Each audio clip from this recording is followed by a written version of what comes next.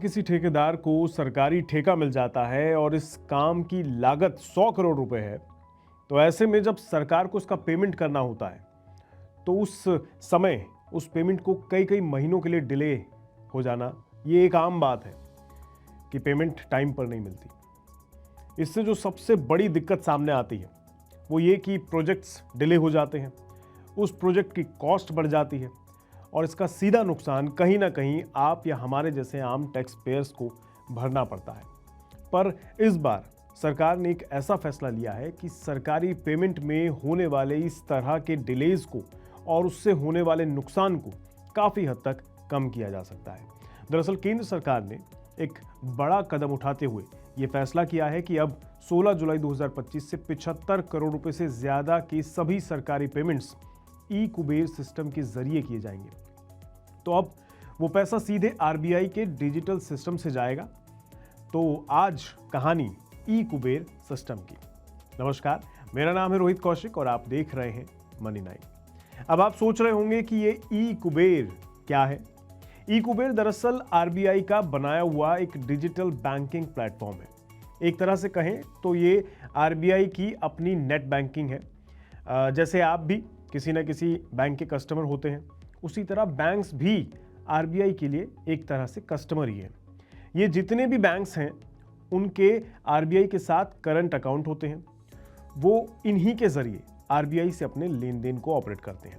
इस सिस्टम को आरबीआई ने 2012 में शुरू किया था और तब से लेकर आज तक ये सरकारी बॉन्ड्स की खरीद फरोख्त से लेकर गोल्ड बॉन्ड्स की बिक्री और यहाँ तक कि सरकार को वेज एंड मीन्स एडवांसेस यानी एक तरह का अस्थायी लोन देना और मैनेज करने का काम करता आ रहा है।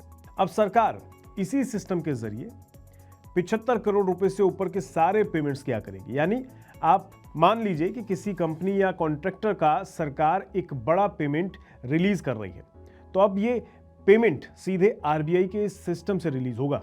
ना कोई बैंक ड्राफ्ट, ना मैनुअल चेक, ना ही कोई और झंझट। अब सवाल उठता है कि सरकार ने ये फैसला क्यों लिया है, तो इसका जवाब है स्पीड और ट्रांसपेरेंसी। तो बात ऐसी है कि सरकार ये चाहती है कि उसका हर बड़ा पेमेंट पूरी तरह ट्रैक हो सके। पैसा कहाँ जा रहा है, पैसा कौन ले रहा है, उस पैसे को जो है आप कह सकते हैं उसे पैसा कब मिला जो लेने वाला है और कितना मिल रहा है। और सबसे अहम बात ये कि सरकार का पैसा सही वक्त पर सही जगह पहुंच भी रहा है नहीं, ये मॉनिटर किया जाएगा। यानी अब अगर सरकार को किसी ठेकेदार को 100 करोड़ रुपए का पेमेंट रिलीज करना हो तो उसमें अब देरी नहीं होगी। अब ई कुबेर से पेमेंट के जरिए वो रकम 24 घंटे के अंदर अंदर सामने वाले के अकाउंट में ट्रांसफर हो जाएगी। पहले ये नियम सिर्फ 500 करोड़ रुपए से ज्यादा के पेमेंट पर लागू होता था, फिर उसे 100 करोड़ रुपए किया गया और अब 75 करोड़ रुपए। मतलब सरकार इसे धीरे धीरे और छोटे ट्रांजैक्शन पर भी लागू करने की तैयारी में है। इसके अलावा एक और दिलचस्प बात यह है कि अब सरकार के सभी मंत्रालयों और विभागों का हर दिन का खर्च, हर ट्रांजैक्शन आरबीआई से मिलने वाले डिजिटल स्टेटमेंट्स के जरिए पता चलता रहेगा। हर महीने के ट्रांजैक्शन की तारीखवार डिटेल्स सरकार को मिलेगी, जिससे वो अपने अकाउंट्स का मिलान तुरंत कर सकेगी। यानी सरकार खर्च का पूरा लेखा जोखा रियल टाइम में और पूरी ट्रांसपेरेंसी के साथ सबके सामने रखेगी। इस पूरे बदलाव का सीधा मतलब ये है कि अब सरकार पैसों के लेन देन में ट्रांसपेरेंसी, स्पीड, रिलायबिलिटी लेकर आना चाह रही है। अब ना तो सरकारी फंड्स गायब होंगे और ना ही पेमेंट्स में डिले होगा। और सबसे बड़ी बात यह कि जनता के टैक्स के पैसों को एफिशिएंटली यूज किया जा सकेगा। तो आज की इस खबर में इतना ही रखते हैं। उम्मीद है ये जानकारी आपको पसंद आई होगी। फिर मिलेंगे किसी नए टॉपिक के साथ। दीजिए इजाजत, नमस्कार। मनी 9 लाया है membership programme money 9 prime.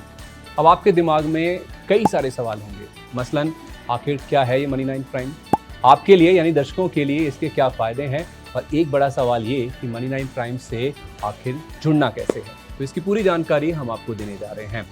Money 9 prime में 3 प्लान होंगे, इकोनॉमी, स्टैंडर्ड और वीआईपी। तो फटाफट ज्वाइन कीजिए YouTube पर मनी 9 प्राइम। ज्वाइन करने के लिए मनी 9 के YouTube पेज पर जाइए, होम पेज पर मिलेगा ज्वाइन बटन, इसे क्लिक करें, अपनी पसंद का प्लान चुनें और बस हो गया, अब आप रहेंगे सबसे आगे।